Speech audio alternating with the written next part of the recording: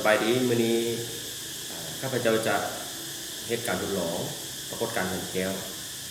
ซึ่งอุปกรณ์ที่พวกเราใช้ในการทดลองก็มี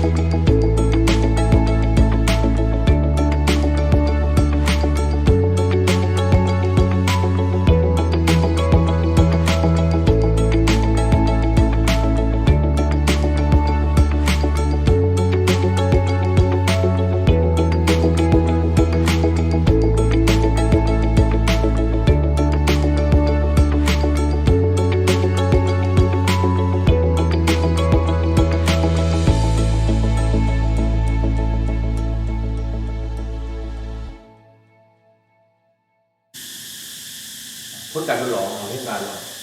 ทุกๆ2 นาทีของอุณหภูมิของน้ำและก็ของคาร์บอนไดออกไซด์มีการเปลี่ยนแปลงครับในเรื่องนี้ผมจะเห็นว่าขวดยางหรือขวดพลาสติกที่มีคาร์บอนไดออกไซด์อยู่หรือขวดที่มีโซดาผสมกับน้ำส้มสายชูจะมีการเปลี่ยนแปลงอุณหภูมิที่สูงกว่า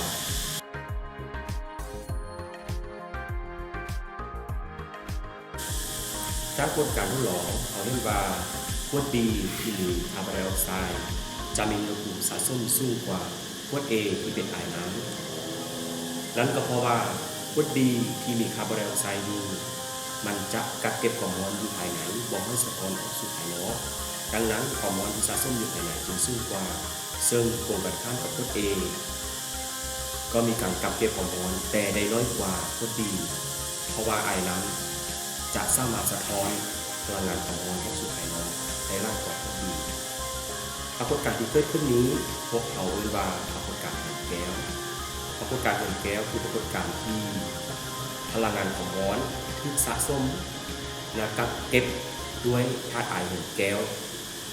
ธาตุไอเหินแก้วนอกจากจะมีแต่คาร์บอนไดออกไซด์แล้วก็มีไอน้ำมี N2O เขาเรียกว่าแมนออกซิดนิตรัสแล้วก็ยังมีมีเทนอื่นๆอีกที่เป็นธาตุไอเหินแก้วปรากฏการณ์ที่เกิดขึ้นในชีวิตปัจจุบันของพวกเขาจะเห็นว่าโลกของพวกเขา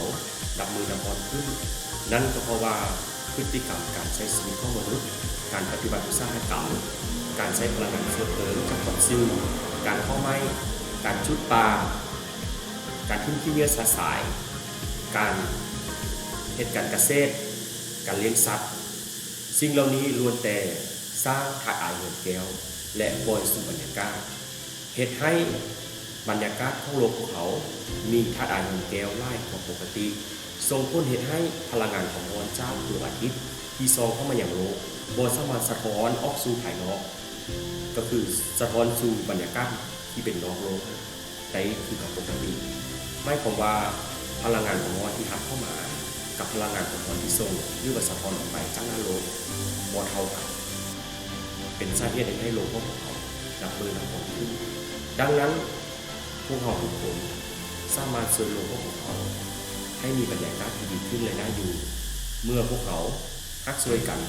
ลดพรการปล่อยคาร์บอนไดออกไซด์ที่สู่บรรยากาศเช่นเขาสามารถขัดแย้งขี้เนื้อบนชุดขี้เนื้อสายบนที่เที่ยวลงในแม่น้ำโรงงานอุตสาหกรรมจากโรงงานต่างๆต้องมีการควบคุมการปล่อยธาตุไอของแก้วที่สู่บรรยากาศต้องสร้าง5วิธีในการกำจัดธาตุไอของแก้วที่ส่งผลกระทบต่อบรรยากาศติดน้ำติดไฟเมื่อบริไซต์กระส่วนโลกของเขานอกนั้นพวกเขาสามารถลดการใช้พลังงานลดการใช้เครื่องที่ฟุ่มเฟือยนำใช้รถสาธารณะนำใช้รถที่รถไฟฟ้าใช้พลังงานทดแทนพลังงานจากแสงตะวันเช่นโซลาร์เซลล์พลังงานลมสิ่งเหล่านี้แม้นล้วนแล้วแต่ส่วนรวมของพวกเขาให้ดีขึ้นหวังว่าทุกคนจะหักโลกและการช่วยโลกของเขา